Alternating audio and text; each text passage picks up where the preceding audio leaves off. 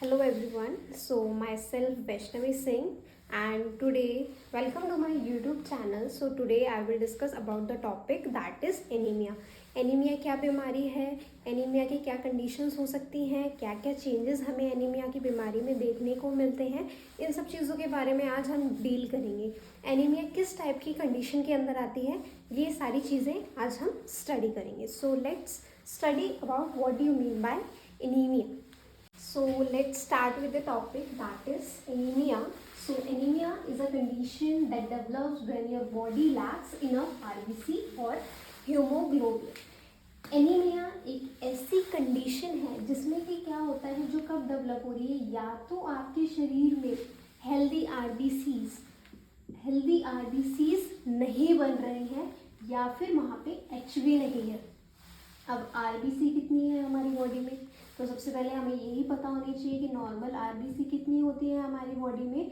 4.5 to 5 million RBCs होती हैं हमारी बॉडी में।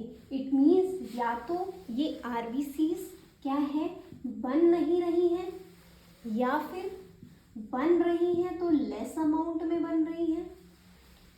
अगर प्रॉपर अमाउंट में बन रही है तो डिस्ट्रक्ट ज़्यादा हो रही है, या फिर क्या हो रही है, डिस्ट्रक्ट ज़्यादा हो रही है। या तो ये प्रॉपर अमाउंट में बन ही नहीं रही है, या फिर ये क्या है, लेस अमाउंट में बन रही है।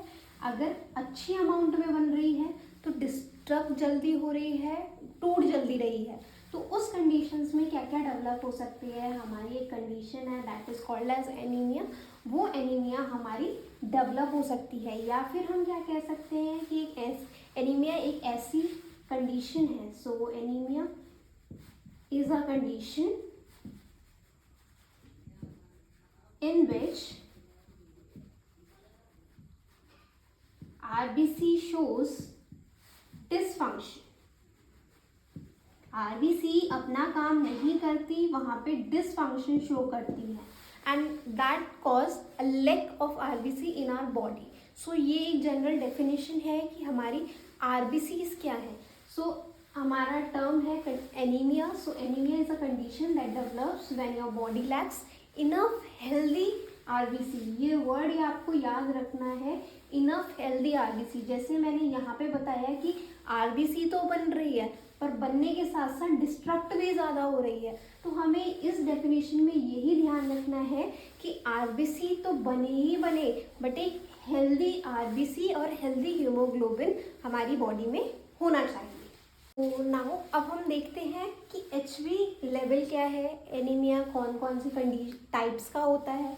तो जब हम एनीमिया को क्लासिफाई करते हैं माइल्ड, मॉडरेट, सीवियर एनीमिया में, या फिर जब हम उसके अकॉर्डिंग टू मॉर्फोलॉजी देखेंगे, अकॉर्डिंग टू पैथोलॉजी देखेंगे, वो क्लासिफिकेशन अलग है।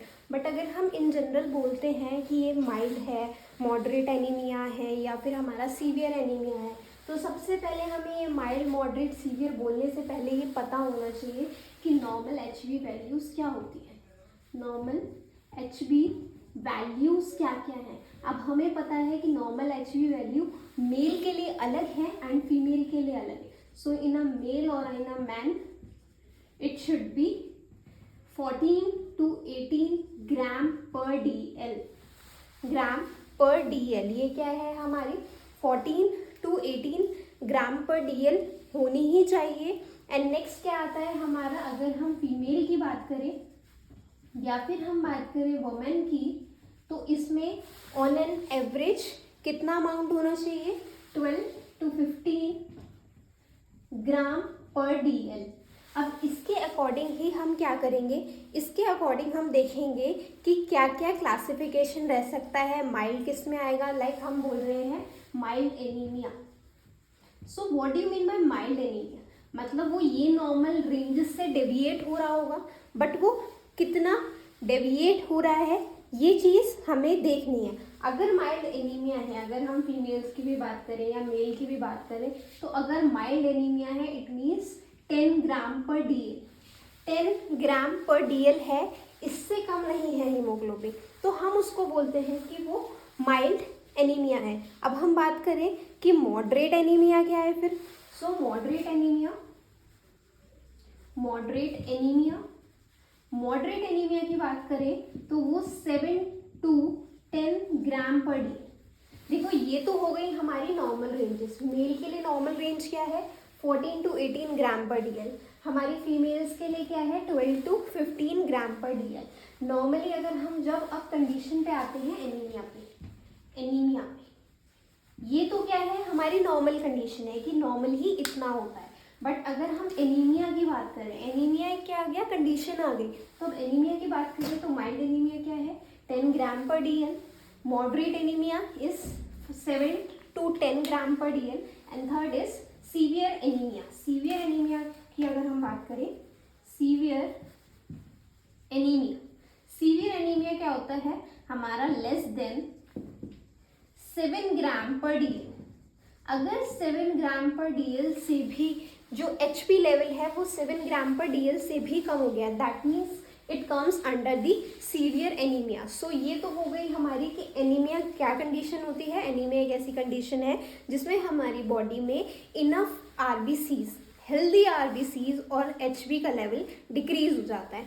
अब नॉर्मल वैल्यू क्या है एचबी की, हमारी नॉर्मल वैल्यू मैंने आपको आरबीसी की नॉर्मल वैल्यू बता दी इन दी ह्यूमन ब्लड, एंड हमारा नॉर्मल एचबी वैल्यू क्या है, एचबी मीन्स हीमोग्लोबिन। सो एचबी वैल्यू क्या है 14 to 18 ग्राम पर DL in a male and in a female 12 to 15 ग्राम पर डीएल। अब अगर हम एनीमिया की कंडीशन की बात करें कि एनीमिया किस टाइप में बन जाएगा, तो अगर माइल्ड एनीमिया है, ज़्यादा सीवियर नहीं है, तो वो 10 ग्राम पर DL. Moderate anemia is 7 to 10 gram per dl, and severe anemia is less than 7 gram per dl. Now we discuss about the classification of anemia. Anaemia हम जैसे बहुत टाइप का बोलते हैं, नॉर्मोसिटिक क्या होता है, नॉर्मोक्रोमिक क्या होता है, मैक्रोसिटिक क्या है, मैक्रोक्रोमिक क्या है, ये वर्ड्स हम यूज़ करते हैं। बट हमें एक्चुअली इनका मीनिंग ही नहीं पता कि ये वर्ड्स किस कंडीशन में यूज़ हो रहे हैं, किस कंडीशन में नहीं हो रहे हैं। तो सबसे पहले हम ये देखेंगे क्लासिफिकेशन क्या है, फिर उस क्लासिफिकेशन में जो भी टर्मिनोलॉजीज आएंगी हम उन टर्मिनोलॉजीज को वन बाय वन डिस्कस करेंगे। So the classification is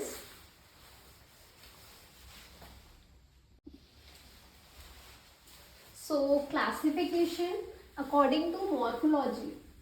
Classification on the basis of morphology.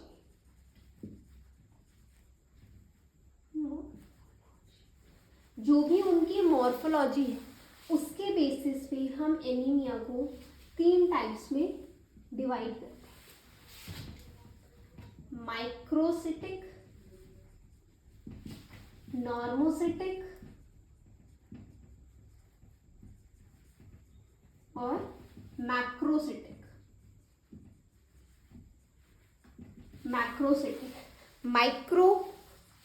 Microcytic, normocytic and microcytic, ये वर्ड्स हम यूज़ करते हैं इसमें। देन एक वर्ड हम इसमें हमेशा, मतलब ये जो है ये नेम्स जो हैं वो सिंगल यूज़ में नहीं आएंगे।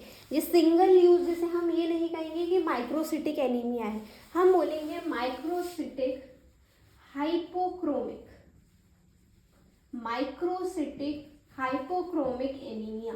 अगर हम किसी को बता रहे हैं कि वो क्या है, माइक्रोसिटिक है, हाइपरक्रोमिक एनीमिया है। सेकंड, अगर हम नॉर्मोसिटिक की बात करें तो नॉर्मोसिटिक में भी normocytic hypochromic, normocytic hypochromic anaemia है। बट अगर हम जब बात करते हैं किसकी, मैक्रोसिटिक की, so macrocytic is normochromic, macrocytic is normochromic, sorry, जो नॉर्मोसिटिक है उसमें भी हमारा क्या आएगा, नॉर्मोक्रोमिक, नॉर्मोसिटिक, नॉर्मोक्रोमिक। सो ये हमारी क्या है classification on the basis of morphology. First is microcytic hypochromic, it's hypochromic anaemia, normocytic normochromic anaemia, then third one is macrocytic normochromic anaemia. अब हम इसको इन डेप्थ पढ़ने से पहले ये जानते हैं कि what do you mean by microcytic, normocytic, and macrocytic. अब हम पहले क्लासिफिकेशन पढ़ने वाले हैं कि जो एनीमिया है वो मॉर्फोलॉजी के बेसिस पे इन 3 टाइप्स में डिवाइडेड है, that is microcytic, hypochromic, normocytic, normochromic and macrocytic, normochromic anaemia. तो सबसे पहले हमें इनकी टर्म्स पता होनी चाहिए कि इनकी टर्म्स का मतलब क्या होता है, क्योंकि हम ये ऐसे ही पढ़ के चले जाते हैं कि हाँ इसके साथ ये आता है, बस ये इस टाइप का एनीमिया होता है, बट हम क्या नहीं करते, हम इन टर्म्स को ही नहीं समझते कि ये टर्म्स कहना क्या चाहते हैं। तो first is microcytic. Microcytic means small size of cell, small size of cell. Cytic means cell, cytic का मतलब होता है cell, and you all know that micro is a small particle. So and normo means normal cell, normal size of cell। यहाँ पे हम क्या करते हैं, साइज की बात करते हैं, ठीक है। देन नेक्स्ट इज सेल की ही बात कर रहे हैं। Macro means large size of cell. जब हम क्या करते हैं, सिटिक की बात करते हैं, तो वहां पे हमारी बात आती है साइज ऑफ द सेल की, कि वो सेल जो आरबीसी का सेल है वो कैसा है। देन जब हम क्रोमिक की बात करेंगे, जो हमारे अब 3 वर्ड्स आएंगे, 2 वर्ड्स हैं, हाइपोक्रोमिक। हाइपोक्रोमिक का मतलब है ये जो chromic word stands for colour. So जो आरबीसी का कलर होगा वो लाइटन अप हो जाएगा, वो लाइट पड़ जाएगा, हल्का हो जाएगा। और अगर नॉर्मोक्रोमिक कहीं लिखा है, so normochromic stands for normal colour of the RBC, normal colour of the RBC. RBC का अगर नॉर्मल कलर है तो वो नॉर्मोक्रोमिक लिखा जाएगा, बट अगर उसका कलर लाइटन अप हो गया है, आरबीसी का कलर डार्क नहीं होता, इसलिए हाइपरक्रोमिक वर्ड यूज नहीं किया जाता। हाइपोक्रोमिक इंडिकेट्स कि जो आरबीसी का कलर है वो हमारा क्या हो गया है, लाइट हो गया है, कम हो गया है, इसलिए वहां पे टर्म यूज करते हैं हम हाइपोक्रोमिक। सो अभी हमने क्लासिफिकेशन पढ़ा अकॉर्डिंग टू मॉर्फोलॉजी। तो इस क्लासिफिकेशन को जब हम क्या करेंगे, पढ़ेंगे इस क्लासिफिकेशन को, तो सबसे पहले इस क्लासिफिकेशन में क्या आएगा, माइक्रोसिटिक, हाइपोक्रोमिक। तो अब यहाँ पे क्या हो रहा है, यहाँ पे सेल का जो साइज है वो भी कम हो रहा है एंड कलर भी डिक्रीज हो रहा है। समझ में आया, साइज भी कम हो रहा है, कलर भी हल्का पड़ रहा है, किसका, आरबीसी का। यहाँ पे क्या हो रहा है, यहाँ पे दोनों ही चीजें नॉर्मल है, साइज भी नॉर्मल है, कलर भी नॉर्मल है। तब हम पढ़ेंगे कि फिर ये एनीमिया कैसे, साइज नॉर्मल है, कलर नॉर्मल है, बट अभी हमने पहले भी पढ़ा था ना कि हो सकता है उसमें डिस्ट्रक्शंस हो रही हैं, वो नॉर्मल ही फॉर्म हो रहा था, नॉर्मल ही कलर था, नॉर्मल ही शेप था, साइज था, बट क्या है उसका जो टूटने का दर था, जो उसका डिस्ट्रक्शन था वो बहुत ज़्यादा था। माइक्रो मतलब अब यहाँ पे क्या हुआ, सेल का साइज इंक्रीज हो गया, बट कलर क्या है उसका, नॉर्मल। कलर तो नॉर्मल है, बट क्या हुआ, यहाँ पे क्या है, दोनों चीज़ें हमारी नॉर्मल है। नॉर्मल यहाँ पे हाई है एंड यहाँ पे लो है। इतना समझ में आया। देन अब हम इसमें क्या पढ़ेंगे कि क्या क्या चेंजेस हो रहे हैं इन तीनों कंडीशंस में। हाँ, माइक्रोसिटिक हाइपोक्रोमिक में क्या हो रहे हैं, नॉर्मोसिटिक नॉर्मोक्रोमिक में क्या हो रहे हैं, और मैक्रोसिटिक नॉर्मोक्रोमिक एनीमिया में क्या क्या चेंजेस आ रहे हैं। तो वो क्लासिफिकेशन अभी हम फर्दर डिस्कस करेंगे। Thank you so much for watching this video.